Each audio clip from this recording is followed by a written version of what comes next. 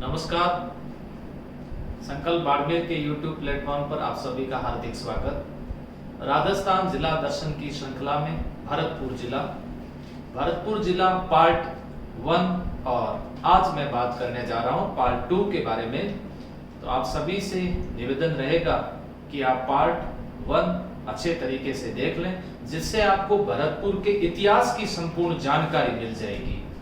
Part 2 में आपको भरतपुर कला संस्कृति एवं भरतपुर से संबंधित भूगोल इसकी आपको जानकारी मिलेगी।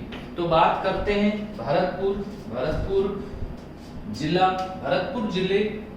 जिले का जो भाग 1 अपलोड हो चुका है, इसके अंदर भरतपुर का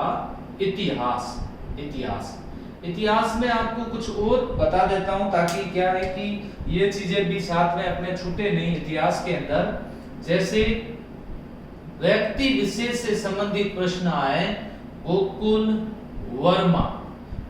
वर्मा व्यक्ति विशेष से संबंधित अगर प्रश्न पूछा जाए तो इनसे संबंधित क्या याद रखना है, इनको शेर ए भरतपुर कहते हैं। शेर ए भरतपुर। तो बताओ, शेर ए राजस्थान कौन है? किसे शेर ए राजस्थान कहते हैं? लोक नायक कहते हैं, अक्कड़ का कक्कड़ कहते हैं, धुन का धनी कहते हैं, लकीर का फकीर कहते हैं। सही उत्तर दे रहे हो जय नारायण व्यास। तो इनको शेर ए भरतपुर कहते हैं, गोकुल वर्मा। पंडित युगल किशोर चतुर्वेदी। पंडित युगल किशोर चतुर्वेदी। 2 प्रश्न इनसे संबंधित याद रखिएगा। देखिए, भरतपुर तो याद रखना ही है। कहां से थे? भरतपुर से थे। इनको दूसरा जवाहरलाल नेहरू कहते हैं। दूसरा जवाहरलाल नेहरू कहते हैं। जनता ऐसे प्यार से दूसरा जवाहरलाल नेहरू कहती थी। इनको मत्स्य संघ का अब देखिए, मत्स्य संघ का क्या बनाया गया? उप प्रधानमंत्री बनाया गया। तो बताओ, मत्स्य संघ के प्रधानमंत्री कौन थे? मत्स्य संघ के उप प्रधानमंत्री बने दूसरा जवाहरलाल नेहरू कहते हैं, और इनका क्षेत्र कौन सा था? भरतपुर। तो यहाँ ये 3 प्रश्न इनसे संबंधित याद हो जाएंगे।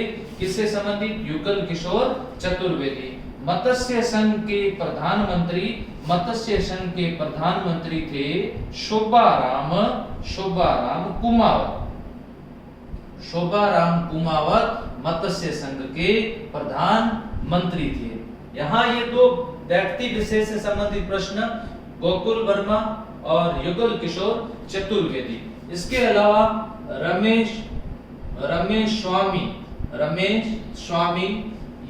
स्वामी भूसावर के रहने वाले थे। भूसावर कहां पर है? भरतपुर। भूसावर भरतपुर के रहने वाले थे। इनके द्वारा बेकार विरोधी आंदोलन चलाया था। बेकार विरोधी इनके द्वारा आंदोलन चलाया गया था। रमेश स्वामी से संबंधित प्रश्न व्यक्ति विशेष के अंदर पूछा जाए तो ये रमेश स्वामी याद रखना। जगन्नाथ पहाड़िया भरतपुर के रहने वाले थे। जगन्नाथ पहाड़िया राजस्थान के प्रथम दलित मुख्यमंत्री भी कहा जाता है। दलित सीएम कहा जाता है जगन्नाथ पहाड़िया, रमेश स्वामी, गोकुल वर्मा, युगल किशोर चतुर्वेदी। और एक आपको बताऊं, यहां इनका याद रखना,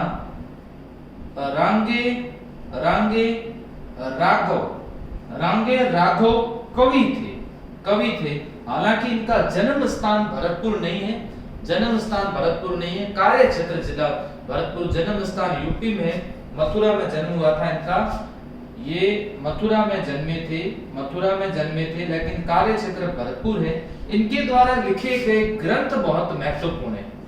धरती मेरा घर, धरती मेरा घर। दूसरा, कब तक पुकारूं, कब तक पुकारूं।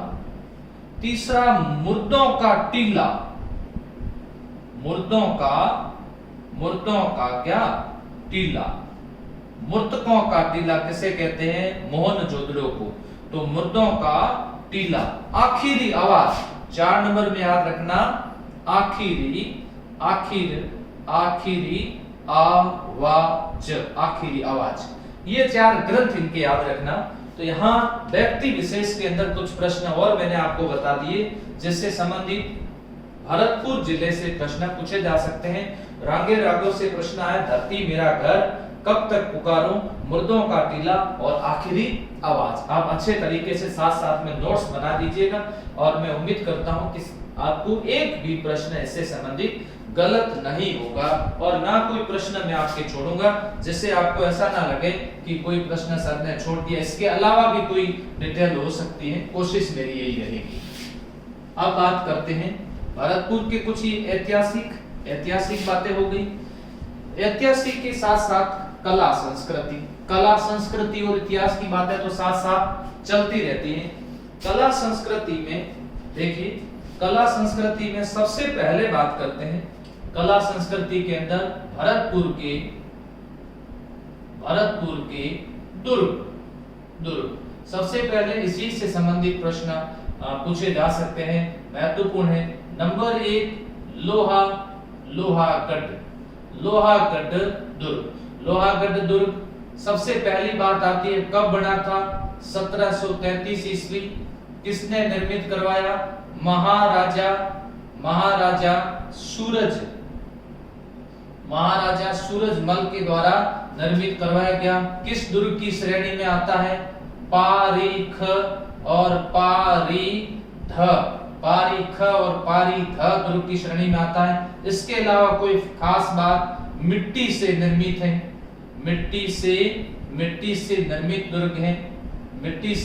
दुर्ग है। इसके अलावा अगर इससे संबंधित प्रश्न आता है तो इसे अजय दुर्ग कहते हैं, अजय दुर्ग कहा जाता है। मिट्टी से निर्मित दुर्ग है, अजय दुर्ग कहते हैं। पारीख है। दोहरी प्राचीर से घिरा दुर्ग है, दोहरी प्राचीर से घिरा हुआ दुर्ग कहा जाता है। लॉर्ड लेक का वाटरलू कहते हैं, लॉर्ड लेक का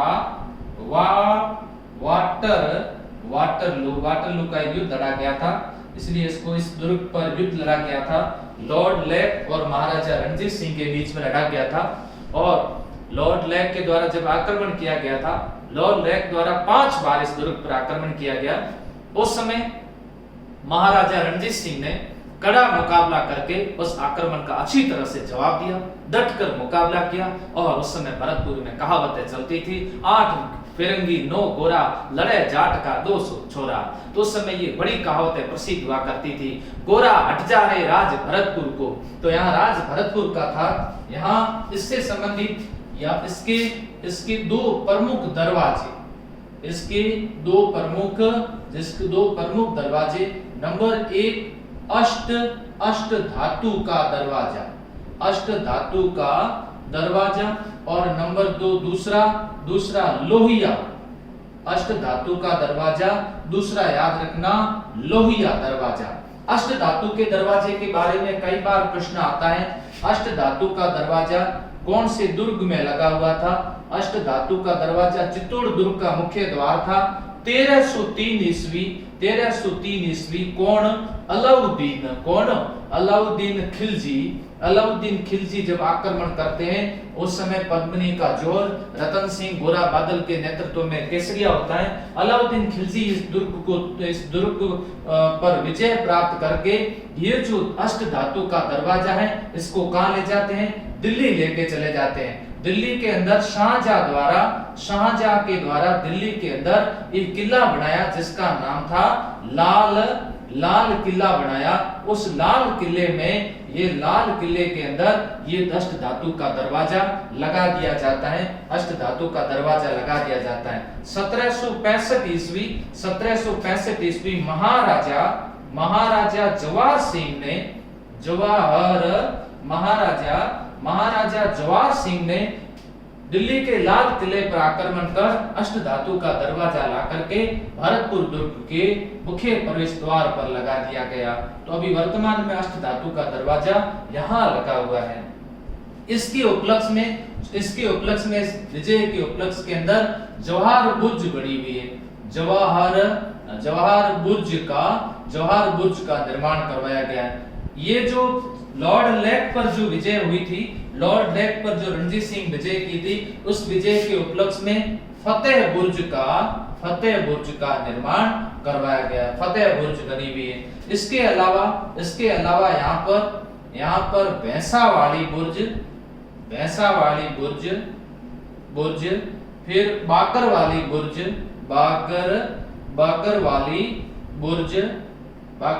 बुर्ज याद रखना। इसके अलावा यहाँ पर कालिका बुर्ज बनी हुई है। कालिका बुर्ज, नवल सिंह बुर्ज बनी हुई है। यहाँ पर नवल सिंह बुर्ज बनी हुई है।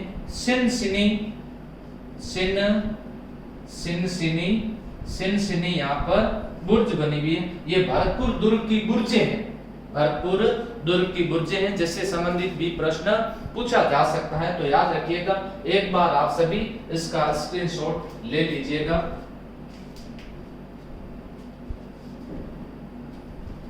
यहाँ आपको मैं दुर्ग के बारे में जो डिटेल चल रही है, दुर्ग के बारे में तो एक बार फिर वापस बता देता हूँ। भरतपुर दुर्ग की 1733 में निर्मित है महाराजा सूरजमल द्वारा। पारीख, अब देखो यहाँ पर ये आता है प्रश्न पारीख, ख क्यों कहते हैं? क्योंकि इसके चारों तरफ गहरी खाई खोदी गई है। पारीख का मतलब इस दुर्ग के चारों तरफ खाई खोदी गई है, गहरी खाई खोदी गई है। इस दुर्ग के चारों तरफ खाई खोदी गई और इस खाई के अंदर एक नहर के माध्यम से इस खाई में पानी डाला गया है। और वो कौन सी झील से जिसका नाम है मोती झील से इसके अंदर दुर्ग के चारों तरफ इस खाई के अंदर पानी डाल दिया गया। इस खाई से जो मिट्टी निकाली गई उससे एक दीवार तो मिट्टी की बन गई, और इस दूसरी अंदर की दीवार जो है वो दीवार पत्थर की बनी हुई है। तो ये दो ऐसी दीवारों से बना हुआ है, दो दीवारों से, अंदर की दीवार पत्थर की है, बाहर की दीवार मिट्टी की है, जिससे अगर आक्रमण किया जाए, गोले बरसाए जाए तो भी इस दुर्ग पर कोई फर्क नहीं पड़ेगा। इसलिए इसको लोहागढ़ दुर्ग की संज्ञा दी गई। भरतपुर दुर्ग अड़क जिमी हिमगिरी की चट्टान, तो हिमगिरी की चट्टान के समान इस दुर्ग को बताया गया। 1733 में ना तो नया दुर्ग माना जाता है, राजस्थान का नवीन दुर्ग है। लेकिन ध्यान रखना, राजस्थान का और भारत का अंतिम दुर्ग अगर प्रश्न आए, अंतिम दुर्ग कौन सा है? मोहनगढ़ है। मोहनगढ़ भारत का और राजस्थान का अंतिम दुर्ग है, जो कहां बना हुआ है? जैसलमेर में बना हुआ है, जैसलमेर के अंदर बना हुआ है। ये अंतिम दुर्ग है, ये भी नया दुर्ग है। देखो 1733 के अंदर बना हुआ। परिधि, चारों तरफ दीवार बनी हुई, दोहरी दीवारों से घिरा हुआ। ये मिट्टी से निर्मित दुर्ग है, अजय दुर्ग माना जाता है, दोहरी प्राचीर से घिरा। और लॉर्ड लेक का इसको वाटरलू कहते हैं। अष्ट धातु का दरवाजा लगा हुआ है, लोहिया दरवाजा, और इसमें ये प्रमुख क्या बनी हुई है? प्रमुख बुर्जें बनी हुई। और ये दुर्ग के बारे में इसके अंदर लगा अष्ट धातु का दरवाजा, उसकी पूरी डिटेल आपको बताई गई, उसकी पूरी डिटेल से आपको ये। इसके अलावा देखिए, इसके अलावा इस दुर्ग के अंदर क्या बना हुआ है वो मैं आपको बता देता हूँ। इस दुर्ग में क्या बना हुआ? इस दुर्ग के अंदर एक कमरा खास महल बना हुआ है, कमरा खास महल बना हुआ है। यहाँ पर राज्याभिषेक होता था, इनका राजाओं का राज्याभिषेक होता था। इसके अलावा रानी किशोरी देवी के इस दुर्ग के अंदर महल बने हुए, रानी किशोरी देवी के महल बने हुए। इससे अलावा एक प्रश्न ये भी पूछा जा सकता है कि मत्स्य संघ का उद्घाटन, ये भी प्रश्न पूछा जा सकता है कब? 18 मार्च 1948 मत्स्य संघ का उद्घाटन कौन से दुर्ग में हुआ था? भरतपुर दुर्ग में हुआ था। मैदानी दुर्गों में सबसे महत्वपूर्ण दुर्ग कौन सा माना जाता है? तो ये मैदानी दुर्गों में सबसे श्रेष्ठ दुर्ग माना जाता है। ये दुर्ग कौन सा है? भरतपुर का लोहागढ़। यहाँ बात आई है भरतपुर के लोहागढ़ की बात हुई। इसके अलावा मैं आपको बताना चाहता हूं, इसके अलावा जो बात करें और भरतपुर के दुर्ग से संबंधित प्रश्न बता रहा हूं मैं आपको। भरतपुर में थोन का किला बना हुआ है, वैर का किला बना हुआ है, कुम्हेर का किला बना हुआ है, ऊंटाला का किला बना हुआ है। भरतपुर के अंदर ऐसे किले बने हुए हैं। देखिए भरतपुर के अंदर थोन का किला है। ये किसने बनाया था? ये जाट राजा चूड़ामन ने बनाया था। देखिए ये किला जाट राजा चूड़ामन के द्वारा बनाया गया था। ये जो थोन का किला है ये भरतपुर राजाओं की प्रारंभिक राजधानी थी। भरतपुर राजाओं की प्रारंभिक राजधानी ये थी, थोन का किला थी भरतपुर राजाओं की प्रारंभिक राजधानी। इसके अलावा वैर का दुर्ग ये किसके द्वारा बनाया गया? ये राजा बदन सिंह।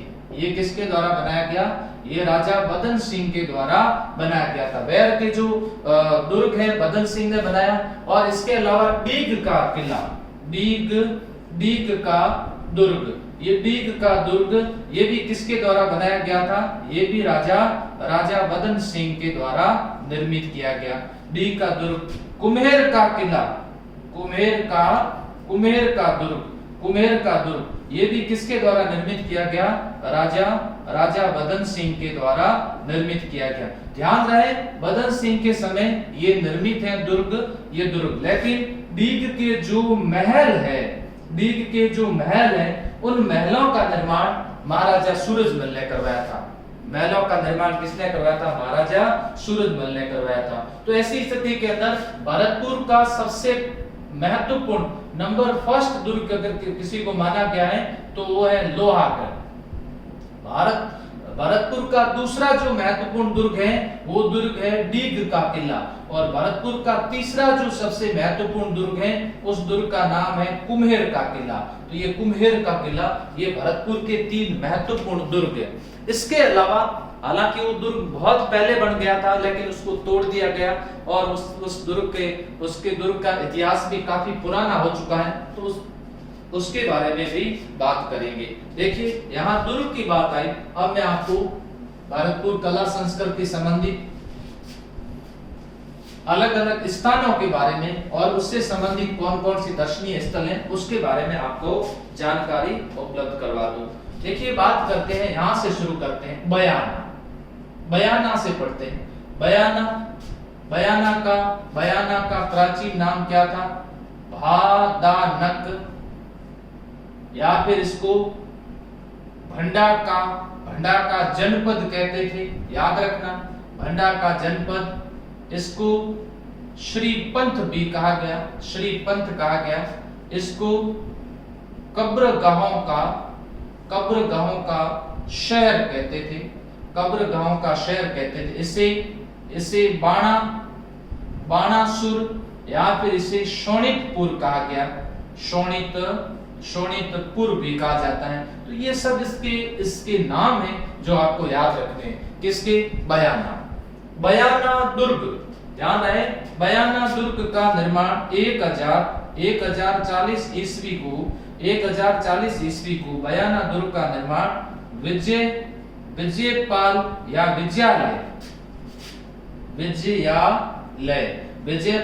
या विजयालय द्वारा करवाया गया। ये कौन थे?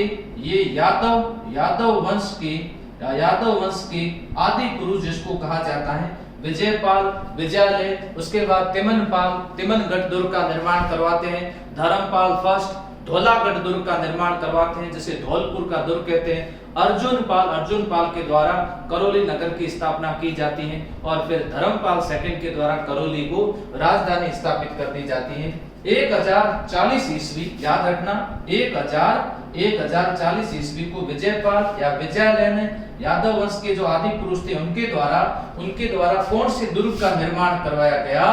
बयाना दुर्ग का क्या करवाया? बयाना दुर्ग का निर्माण करवाया गया।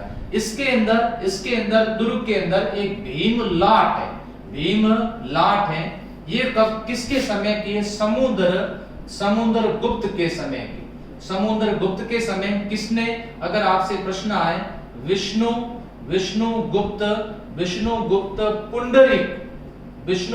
पुंडरीक के द्वारा भीमलाट का निर्माण करवाया गया। विष्णुगुप्त पुंडरीक के द्वारा भीमलाट का निर्माण करवाया। किसके समय? गुप्त वंश के राजा समुद्रगुप्त के समय। इसीलिए इसको राजस्थान का प्रथम विजय स्तंभ कहते हैं। प्रथम विजय स्तंभ कहते हैं। देखिए, बयाना से संबंधित प्रश्न चल रहे हैं। नंबर 1, बयाना के उपनाम। ये बयाना के उपनाम आपसे पूछे जा सकते हैं। 2 नंबर यहां से शुरू करते हैं। 2 नंबर बयाना दुर्ग के बारे में प्रश्न पूछे जा सकते हैं। बयाना दुर्ग का निर्माण से संबंधित, बयाना दुर्ग के अंदर स्थित भीमलाट के बारे में प्रश्न पूछा जा सकता है। बयाना दुर्ग किसके लिए? नील उत्पादन, नील के व्यापार से संबंधित बयाना दुर्ग के प्रश्न पूछे जाते हैं। ये प्रसिद्ध है। बयाना दुर्ग को किस नाम से जाना जाता है? बयाना दुर्ग को बादशाह का किला कहते हैं। बयाना दुर्ग को विजय मंदिर गढ़ कहते हैं। विजय मंदिर गढ़ कहा जाता है। बयाना दुर्ग को विजय मंदिर गढ़ कहा जाता है। बादशाह का किला कहते हैं बयाना दुर्ग को, बादशाह का किला कहते हैं, विजय मंदिर गढ़ कहते हैं। इसके अलावा बयाना दुर्ग के अंदर एक मंदिर बना हुआ है, वो भी आप याद रखिएगा। उससे संबंधित भी अच्छे से प्रश्न पूछे जाते हैं। उस मंदिर का नाम उषा मंदिर। बयाना दुर्ग में मंदिर बना हुआ जिसका नाम उषा मंदिर।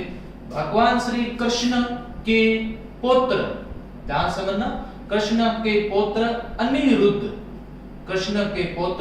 अनिरुद्ध की पत्नी उषा का मंदिर बना हुआ है। जो किसने बनाया था? जो बनाया था गुर्जर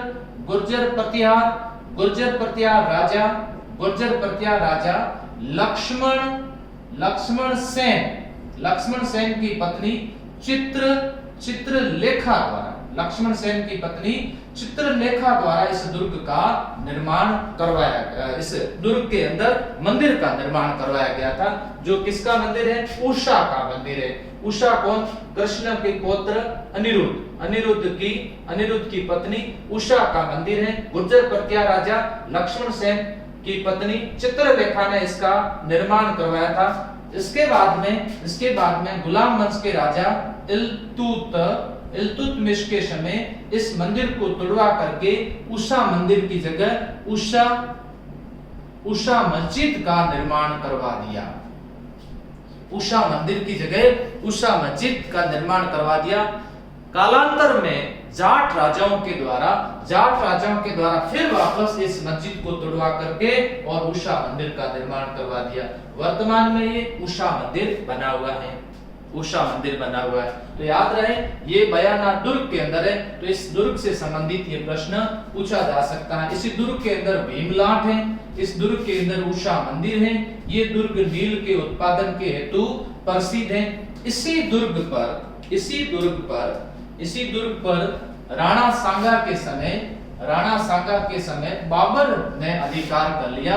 तो इस बाबर के अधिकार पर एक युद्ध लड़ा गया था जिसका नाम था बयाना का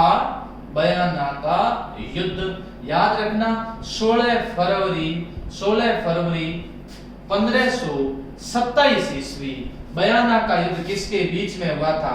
बयाना का युद्ध हुआ था राणा सांगा और राणा सांगा वर्सेस बाबर के बीच में यह युद्ध हुआ था। इस युद्ध में विजयी कौन? इस युद्ध के अंदर राणा सांगा विजयी हुए थे। इस युद्ध में राणा सांगा विजयी। तो ये प्रश्न पूछा जा सकता है किससे संबंधित, बयाना से संबंधित प्रश्न कला संस्कृति में पूछे जा सकते हैं। तो कला संस्कृति से संबंधित बयाना के प्रश्न, इसी के साथ साथ बयाना के अलावा भरतपुर के अंदर कामा, बाग बगीचों का शहर से संबंधित प्रश्न पूछे जा सकते हैं। वेर के प्रश्न, कामा काम्य वन के प्रश्न पूछे जा सकते हैं। तो यहां मैं आपको सारी डिटेल से बता देता हूं। देखिए बात करते हैं कामा। कामा, इसका उपनाम कामवन, काम्य वन भी कहते थे, काम वन भी कहते हैं। भरतपुर के अंदर कामा, कामा से संबंधित देखिए यहां पर कामा का दुर्ग भी बना हुआ है, दुर्ग भी बना। इस दुर्ग पर अधिकतर जयपुर के राजाओं का शासन रहा, जयपुर के राजाओं का शासन रहा। और मैंने आपको बताया था ये मावला मंडोली इतिहास का भाग 1 देखना आप। मावला मंडोली युद्ध के बाद में जब जवाहर सिंह पराजित हो जाते हैं तो कामा के दुर्ग पर जयपुर के राजा माधो सिंह द्वारा अधिकार कर लिया जाता। यहाँ पर मंदिर की बात आती है। गोकुल चंद्र मंदिर बना हुआ है, गोकुल चंद्र मंदिर बना हुआ है। दूसरा मदन मोहन मंदिर बना हुआ, मदन मोहन मंदिर बना हुआ यहाँ पर। तीसरा यहाँ पर भोजन थाली मेला लगता है, भोजन थाली मेला लगता है। चौथा यहाँ पर गंगा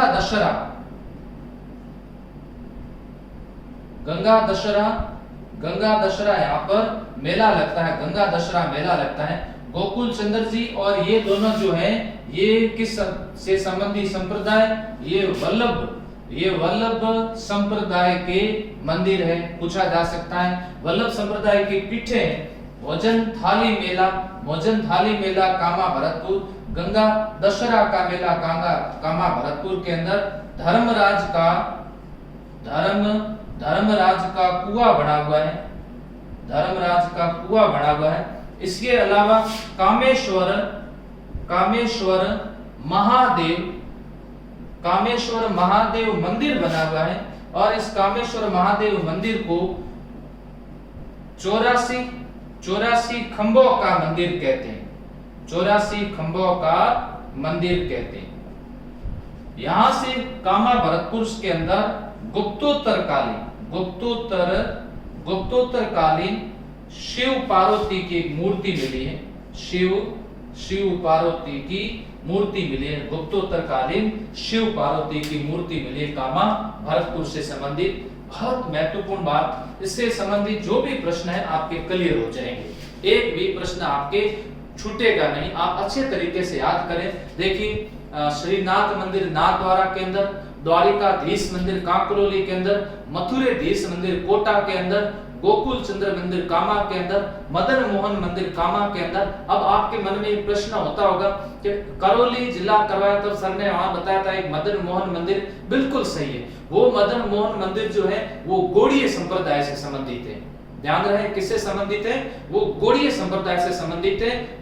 वो मंदिर अलग है, ये मदन मोहन मंदिर है, ये वल्लभ संप्रदाय से संबंधित है। वल्लभ संप्रदाय की प्रमुख पीठ कहां पर है, नाथद्वारा के अंदर है, नाथद्वारा के अंदर है। वल्लभ संप्रदाय के जो प्रवर्तक थे वो वल्लभाचार्य जी थे। इसके अंदर भगवान श्री कृष्ण के बाल रूप की पूजा की जाती है, किसमें, वल्लभ संप्रदाय के अंदर, वल्लभ संप्रदाय। तो ये वल्लभ संप्रदाय के मंदिर है। भोजन थाली यहाँ पर मेला लगता है, गंगा दशहरा यहाँ पर मेला लगता है, धर्मराज जी का यहाँ कुआं बना हुआ है, कामेश्वर महादेव मंदिर बना हुआ है जिसे 84 खंभों का मंदिर कहते हैं। यहाँ पर गुप्तोत्तर कालीन शिव पार्वती की मूर्ति मिली है। तो देखिए कला संस्कृति और इतिहास संबंधित प्रश्न भी साथ साथ पूछे जा सकते हैं। जैसे मैं आपको बताऊं बयाना के अंदर एक और प्रश्न याद रखना मित्रों, बयाना के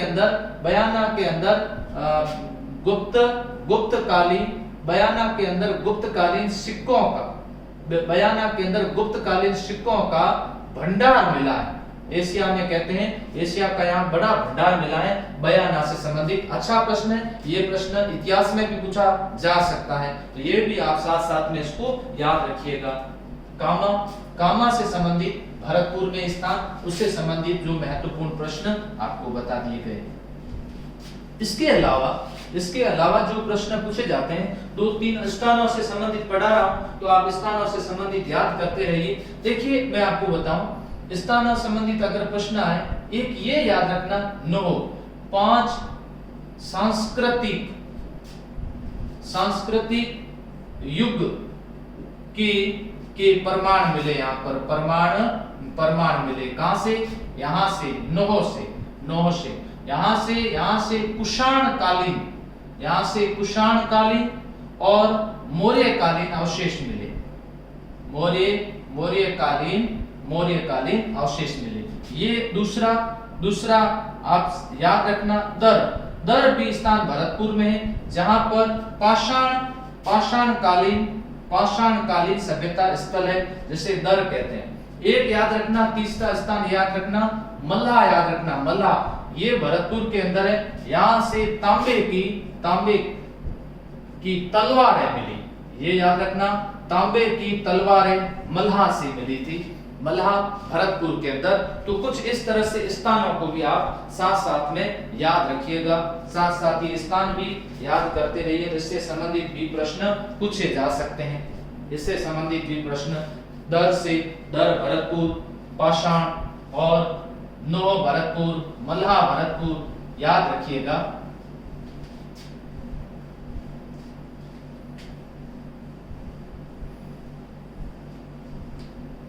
नेक्स्ट, इसके बाद में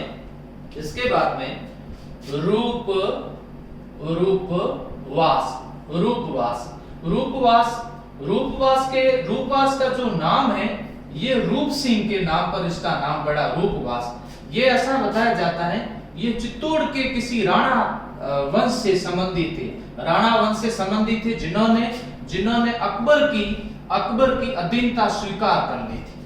चित्तौड़ के किसी राणा वंश से संबंधित थे, जिन्होंने अकबर की अधीनता स्वीकार करके अपना धर्म भी परिवर्तित कर लिया था, और इनका नाम अकबर ने अमीनुल्लाह रखा था। इनके नाम पर यहाँ पर एक स्थान बसाया था, जिसका नाम रूपवास। और ये यहाँ पर अकबर के द्वारा शिकारगाह बना दिया गया था। यहाँ पर महल भी बने हुए हैं, रूपवास के महल बहुत प्रसिद्ध है। रूपवाल जो महल है, ये महल किसके लिए थे? शिकार के लिए थे, इसलिए इनको अकबर के मृग्या महल कहते। याद रखना, अकबर के मृग्या महल किसे कहते हैं? ये अकबर के मृग्या महल थे। कहां पर है? रूपवास के अंदर, रूपवास। तो इसके नाम पर, रूप सिंह के नाम पर स्थान पड़ा था। रूप सिंह कहते हैं अकबर और जहांगीर की बड़ी विशेष कृपा थी इनके ऊपर। किसके ऊपर? रूप सिंह के ऊपर। फिर धर्म परिवर्तित कर दिया था, यहाँ महल बने थे, अकबर द्वारा शिकार किया जाता था, अकबर के मृग्या महल भी कहते हैं। और इसी के पास में खानवा का मैदान है। दोनों तरफ खानवा के मैदान के दोनों तरफ पहाड़ी है, इधर भी पहाड़ी और इधर भी पहाड़ी, बीच में खानवा का मैदान है, जिसमें 17 मार्च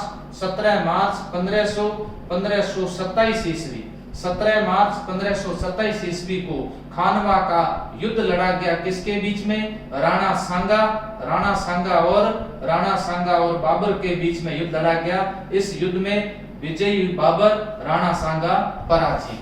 भारत के कुछ प्रसिद्ध मैदान हैं, युद्ध के मैदान। उन प्रसिद्ध मैदानों में से खानवा का नाम भी आता है। राजस्थान के 2 प्रसिद्ध मैदान अगर आपसे युद्ध से पूछा जाए, 1 नंबर में हल्दी घाटी, 2 नंबर में खानवा। भारत के प्रसिद्ध मैदान है पानीपत। भारत के युद्ध का प्रसिद्ध मैदान है तराइन।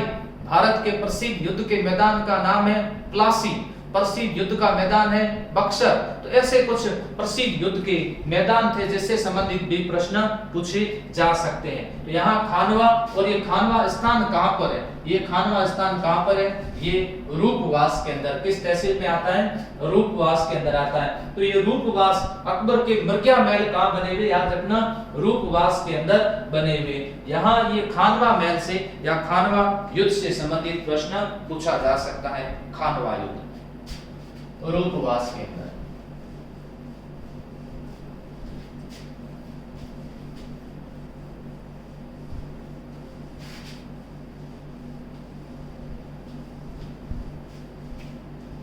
नेक्स्ट, इसके अलावा इससे संबंधित प्रश्न पूछा जा सकता है कि ये प्रश्न वेयर से संबंधित प्रश्न आ सकता है। इसको बाग बगीचों का शहर कहते हैं।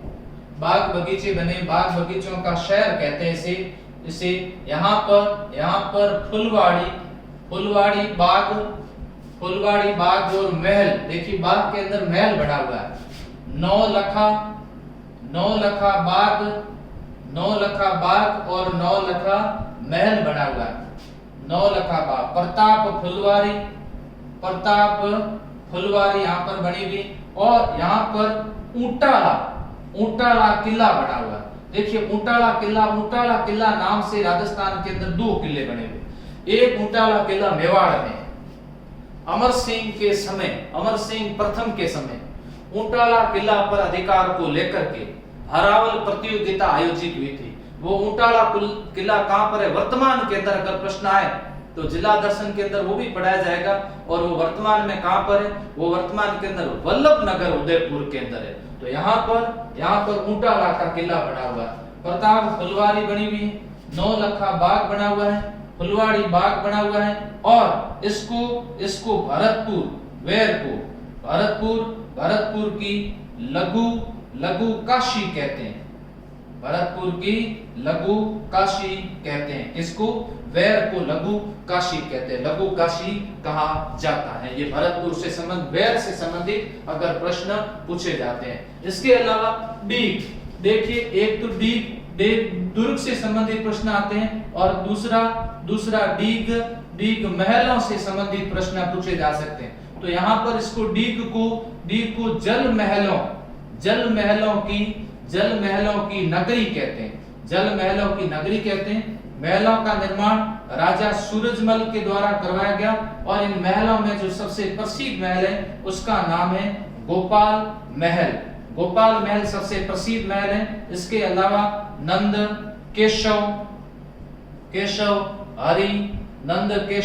हरिहर किशन और सावन भादो यहाँ पर महल बने हुए। कहां पर, डीग के अंदर ये महल बने हुए। देखिए डीग और डीग के जल महल, इसे जल महलों की नगरी भी कहते हैं। जल महलों की नगरी कहते हैं। इसमें सबसे महत्वपूर्ण जो महल बना हुआ है उस महल का नाम क्या है, उस महल का नाम गोपाल भवन है। गोपाल भवन जो है ये सबसे महत्वपूर्ण है, ये सबसे महत्वपूर्ण है।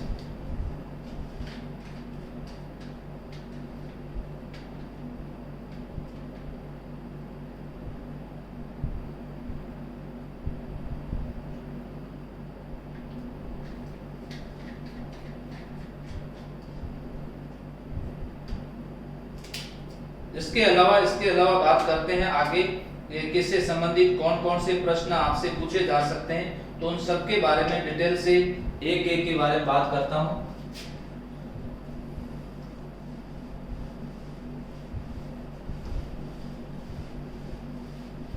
देखिए अब भरतपुर कला संस्कृति संबंधित प्रश्न पढ़ रहे हैं। तो भरतपुर कला संस्कृति संबंधित महलों के भी प्रश्न पूछे जा सकते हैं, उसमें से दुर्ग भी पूछे जा सकते हैं। इसके अलावा भी कुछ ऐसे प्रश्न पूछे जा सकते हैं, छोटे मोटे सभी प्रश्न मैं आपको बता दूं जिससे संबंधित प्रश्न पूछे जाते हैं।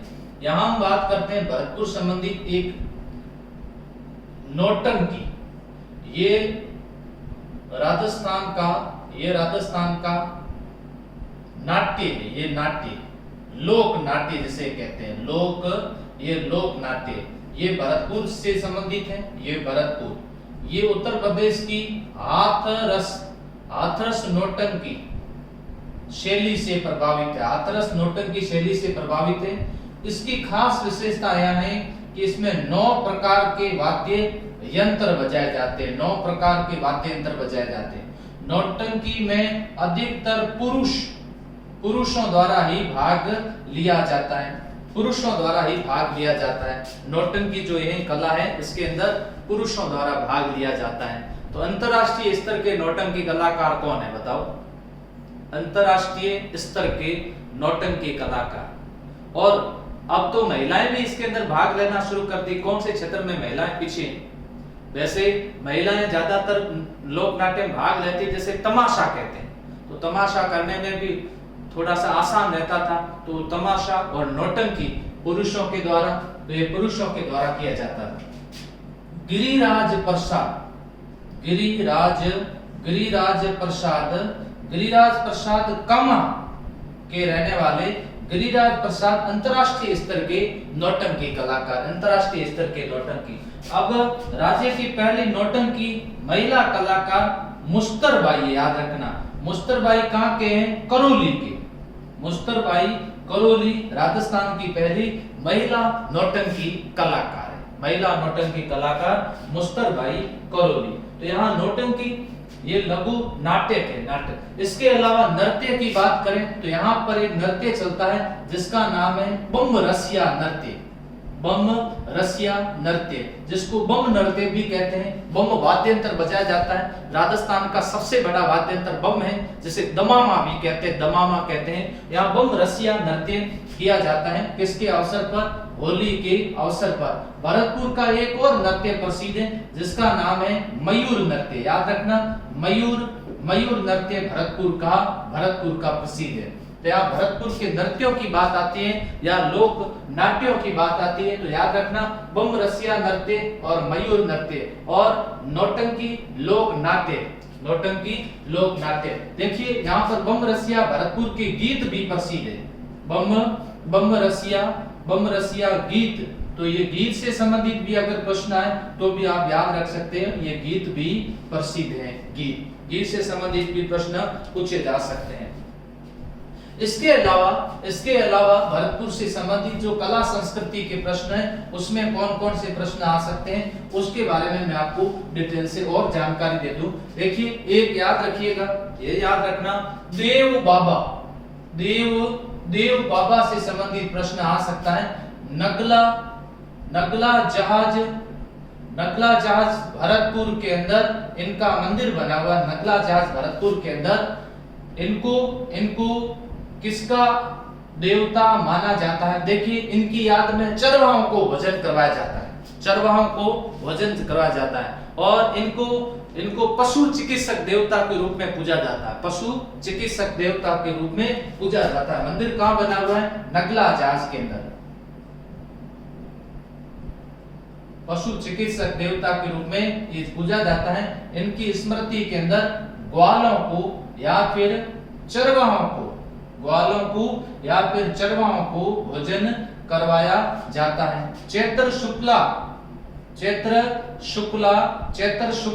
या फिर भाद्रपद शुक्ला, चैत्र शुक्ला या फिर भाद्रपद शुक्ला दोनों की क्या होनी चाहिए? पंचमी के दिन देव बाबा का मेला लगता है। तो याद रखिएगा ये देव बाबा से संबंधित प्रश्न है, पूछा जा सकता है। देव बाबा का मेला और देव बाबा से संबंधित प्रश्न भी पूछा जा सकता है। इसके अलावा राजस्थान ब्रज भाषा अकादमी बनी हुई, यहाँ पर ब्रज भाषा अकादमी 1980 के अंदर ये भरतपुर के अंदर है। इसके द्वारा ब्रज शतदल पत्रिका का प्रकाशन किया जाता है। ये पत्रिका यहाँ से प्रकाशित की जाती है। यहाँ पर राजकीय संग्रहालय, ध्यान रखना राजकीय संग्रहालय कहाँ पर है? राजकीय संग्रहालय भरतपुर के अंदर है, भरतपुर के अंदर राजकीय संग्रहालय है। कुश्ती अकादमी का प्रश्न है, कुश्ती अकादमी कहाँ पर है? भरतपुर के अंदर है। भरतपुर में बोली जाने वाली भाषाएं कौन सी हैं? मेवाती प्लस ब्रज भाषा। कौन सी भाषा? ब्रज भाषा। भरतपुर में ज्यादातर कौन सी भाषा बोली जाती है? भरतपुर के अंदर ब्रज भाषा ज्यादातर बोली जाती है। ये ब्रज भाषा भरतपुर में अधिकतर बोली जाती है। तो देखिए भाषा की बात आती है तो ब्रज भाषा और राजस्थान ब्रज भाषा अकादमी से संबंधित प्रश्न भी पूछा जाए, राजकीय संग्रहालय से संबंधित प्रश्न पूछा जाए, कुश्ती अकादमी से संबंधित अगर प्रश्न पूछा जाए और देव बाबा से संबंधित अगर प्रश्न पूछा जाए तो भी आप कला संस्कृति के अंदर ये आसानी से प्रश्नों के उत्तर दे सकते हैं। देखिए इसके अलावा कौन कौन से प्रश्न पूछे जा सकते हैं? इसके अलावा कुछ मेलों से संबंधित भी प्रश्न पूछे जा सकते हैं। जैसे नंबर 1 गरुड़ मेला, याद रखना गरुड़ मेला कहां लगता है? बंसी पहाड़पुर, बंसी पहाड़पुर भरतपुर के अंदर गरुड़ मेला लगता है। नंबर 2 जसवंत, ये भी याद रखना, जसवंत पशु मेला, जसवंत पशु मेला कहां लगता है? भरतपुर के अंदर लगता है जसवंत पशु मेला। बसंती पशु मेला याद रखना कहां लगता है? रूपवास भरतपुर के अंदर लगता है। बसंती पशु मेला रूपवास भरतपुर में लगता है बसंती पशु मेला। नंबर 4 ब्रज महोत्सव, देखिए ब्रज महोत्सव जो है वो भरतपुर में भी आयोजित होता है और ब्रज महोत्सव कहां पर होता है? डीग में भी आयोजित होता है, डीग में भी आयोजित होता है। बजरंग पशु मेला, बजरंग पशु मेला उज्जैन, ध्यान रखना ये चमस वाला, उज्जैन भरतपुर के अंदर लगता है। उज्जैन भरतपुर में बजरंग पशु मेला लगता है। तो यहाँ बजरंग पशु मेला, तो ये भरतपुर से संबंधित कौन कौन से मेले हैं और उस मेलों से संबंधित जो जो प्रश्न बनते हैं वो आप अच्छी तरह से याद कर लीजिएगा। अब बात करेंगे भरतपुर के भूगोल के बारे में। भरतपुर से संबंधित ज्योग्राफी के कौन कौन से प्रश्न पूछे जा सकते हैं उसके बारे में बात करते हैं। देखिए ज्योग्राफी की बात करें, इस भरतपुर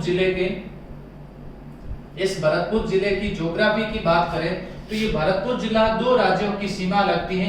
एक उत्तर प्रदेश, याद रखना है उत्तर प्रदेश, और दूसरा हरियाणा उत्तर प्रदेश।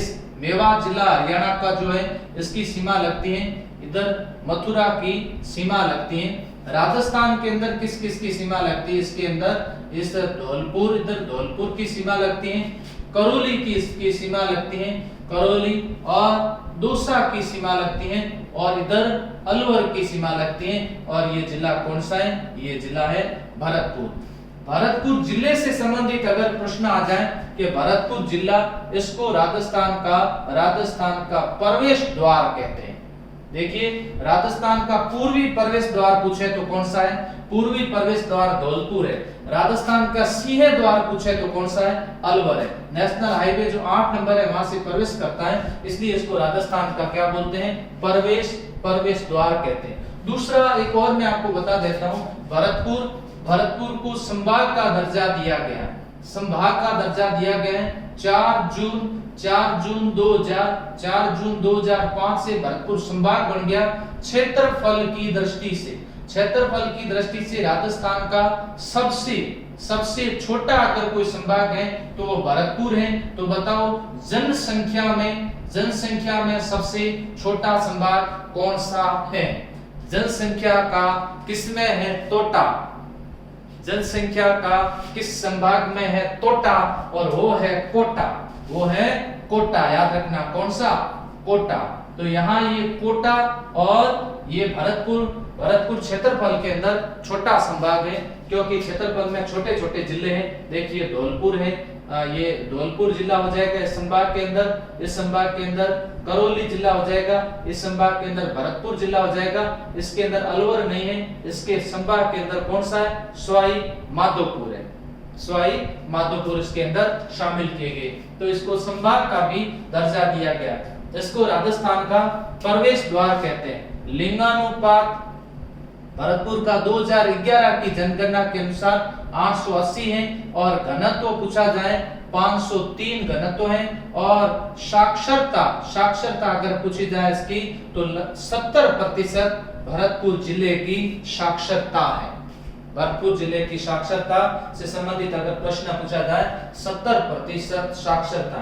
भरतपुर जिले के अंदर बनी हुई मोती झील, देखिए ये मोती झील महाराजा सूरजमल के समय बनी थी, जब सुजान गंगा नहर से पानी लाया जा रहा था भरतपुर दुर्ग। मोती झील को भरतपुर की जीवन रेखा कहते हैं। मोती झील को भरतपुर की क्या कहते हैं? जीवन रेखा कहते हैं। ये भी आप साथ साथ ज्योग्राफी के अंदर याद रखिएगा। तो यहाँ भरतपुर जिला और भरतपुर जिले की ज्योग्राफी से संबंधित प्रश्न पूछे कौन कौन से जा सकते हैं। कुछ बात करते हैं, जैसे भरतपुर का सबसे बड़ा बांध बंद बारेठा। बंद बारेठा भरतपुर का सबसे बड़ा बांध है। बंद बारेठा भरतपुर का सबसे बड़ा बांध है। और दूसरी बात, ये कौन सी नदी पर है?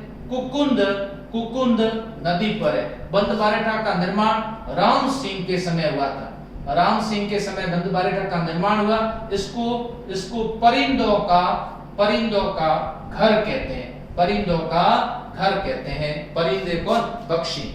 इसे परिंदों का घर कहते हैं। बंद बारेठा। इसके अलावा अजान बांध बना हुआ। अजान बांध कौन सी नदियों के पानी को रोक करके? बाण गंगा और गंभीरी नदी के पानी को रोक करके अजान बांध बनाया गया है। और अजान बांध से पानी की सप्लाई किसमें होती है? केवला देव पक्षी अभयारण्य के अंदर इसमें सप्लाई की जाती है। ये अजान बांध भी पुराना है, महाराजा सूरजमल के समय का बना हुआ है। अजान बांध भी पुराना बांध बना हुआ है। इसके अलावा बांध बना हुआ सीकरी बांध से संबंधित प्रश्न आए तो ये रूपा रेल नदी पर बना हुआ है। रूपा रेल नदी को भरतपुर का शोक कहते हैं। रूपा रेल नदी, क्योंकि रूपा रेल नदी से संबंधित जब भी ये नदी चलती है तो बाढ़ के खतरे ज्यादा रहते हैं। इस बाढ़ के खतरे से बचाव हेतु ये बांध बना हुआ है, जिस बांध का नाम है सीकरी बांध। क्या नाम है बताओ? सीकरी बांध। कौन सी नदी? रूपा रेल नदी, जिसको क्या कहते हैं? भरतपुर का शोक कहते हैं। जैसे बंगाल का शोक, जैसे बिहार का शोक कोसी नदी, तो उसी प्रकार यहाँ पर एक लाइफ लाइन भी है। कौन सी झील?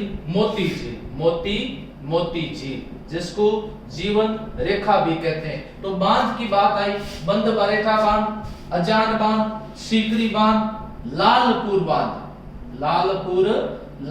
यहाँ पर बांध बना हुआ है, या लालपुर बांध बना हुआ। तो ये बांध से संबंधित प्रश्न पूछे जा सकते हैं। अच्छा, बांध के अलावा यहाँ नदी और झीलों की और नहरों की बातें चल रही हैं, तो यहाँ पर दो याद रखना, दो यहाँ पर नहरें आई है, यहाँ भरतपुर के अंदर प्रवेश करती हैं। एक इस हिस्से से हरियाणा से, इसका नाम है गुड़गांव नहर। ये गुड़गांव नहर। और दूसरी नहर यहाँ याद रखना, इसका नाम है भरतपुर नहर। ये भरतपुर नहर और दूसरी गुड़गांव नहर यमुना नदी से निकाली गई। इस नहर से गुड़गांव नहर है, इसमें जो है ये कामा और डी, ये जो दो तहसील हैं, इसके अंदर सिंचाई का कार्य किया जा रहा है। तो दो याद रखना भरतपुर से संबंधित कौन सी? एक तो गुड़गांव नहर और दूसरा नाम है जिसका नाम है भरतपुर नहर से संबंधित प्रश्न याद रखिएगा। और इससे संबंधित कौन कौन से प्रश्न पूछे जा सकते हैं, तो देखिए बात करते हैं। इससे अलावा ये तो बांध नदी, नहरें और झीलों से संबंधित बातें हुई भरतपुर की। इसके अलावा भरतपुर के भूगोल से संबंधित कौन कौन से प्रश्न पूछे जा सकते हैं, तो क्लियर कर देता हूं मैं सारी बातें। एक तो याद रखना, केवला देव राष्ट्रीय उद्यान। केवला देव राष्ट्रीय उद्यान 1956, इसको अभयारण्य का दर्जा दिया गया। 1981 ईस्वी रामसर साइट्स, ध्यान रखिए बहुत इंपॉर्टेंट ये प्रश्न, रामसर साइट का दर्जा दिया गया। राजस्थान के अंदर बताओ कितनी रामसर साइट्स हैं, ये भी आप उत्तर दीजिएगा। 1982 इसको राष्ट्रीय उद्यान का दर्जा दे दिया गया। और 1985 इसको यूनेस्को की विश्व धरोहर सूची में शामिल कर दिया गया है। और ये कैसी धरोहर है? ये प्राकृतिक, राजस्थान की एकमात्र प्राकृतिक धरोहर है। राज्य के अंदर सांस्कृतिक धरोहर तो खूब है, लेकिन प्राकृतिक धरोहर नहीं है। ये एकमात्र राज्य की कैसी धरोहर है? प्राकृतिक धरोहर है। यहाँ ये किसके लिए प्रसिद्ध है? साइबेरियन सारस के लिए प्रसिद्ध है। सफेद साइबेरियन सारस को बचाने के लिए राजहंस परियोजना चलाई जा रही है। कैसी परियोजना? राजहंस परियोजना चलाई जाती है। ये एशिया में पक्षियों की, ध्यान रखना, एशिया में पक्षियों की सबसे बड़ी प्रजनन स्थली है। ये सबसे बड़ी प्रजनन स्थली है। इसमें पानी की जो आपूर्ति कौन से बांध से हो रही है वो मैं पहले बता चुका हूं, अजान बांध से हो रही है। फिर बात आती है भरतपुर एनसीआर में शामिल होने वाला राजस्थान का दूसरा जिला है। राजस्थान का दूसरा जिला, पहला कौन सा? अलवर। एनसीआर में कब शामिल किया गया? भरतपुर को 2013 के अंदर शामिल किया गया एनसीआर के अंदर। इसके अलावा यहाँ पर शिम्को वैगन फैक्ट्री, ये प्रश्न पूछा जा सकता है। शिम्को वैगन फैक्ट्री वनस्पति घी के कारखाने, वनस्पति घी के कारखाने यहाँ पर ज्यादा है। वनस्पति घी के कारखाने, जैविक खाद का पहला कारखाना जो है वो भरतपुर में स्थापित किया गया। सहकारी जो बैंक हैं, सबसे पहले सहकारी बैंक कहां पर स्थापित की गई थी? भरतपुर और डीग के अंदर। कहां पर? भरतपुर और डीग के अंदर सबसे पहले सहकारी बैंक स्थापित की गई थी। लेकिन सहकारी आंदोलन सबसे पहले शुरू कहां से हुआ था? अजमेर से हुआ था। फिर बात आती है सहकारी कानून की बात आती है तो सबसे पहले सहकारी कानून 1915 ईस्वी को सबसे पहले सहकारी कानून 1915 ईस्वी को सबसे पहले सहकारी कानून कहां से बना था? सबसे पहले सहकारी कानून भरतपुर में बनाया गया था 1915 ईस्वी। सहकारिता, एक सबके लिए, सब एक के लिए। इसके अलावा जो प्रश्न पूछा जा सकता है, बहुत महत्वपूर्ण प्रश्न है, वो राजस्थान के अंदर राष्ट्रीय सरसों अनुसंधान केंद्र, राष्ट्रीय सरसों अनुसंधान केंद्र कहां पर है? सेवर भरतपुर के अंदर है। सेवर भरतपुर के अंदर राष्ट्रीय सरसों अनुसंधान केंद्र है। देखिए साथियों, बहुत डिटेल से मैं हर जानकारी आप तक उपलब्ध करवा रहा हूं और ये आप लोगों की जो ज्यादा से ज्यादा डिमांड है इसी के लिए ही करवा रहा हूं। तो मैं उम्मीद करता हूं कि ये सारी जानकारी आपके लिए लाभप्रद होगी। आप सभी का प्यार और स्नेह बना रहे। Thank you.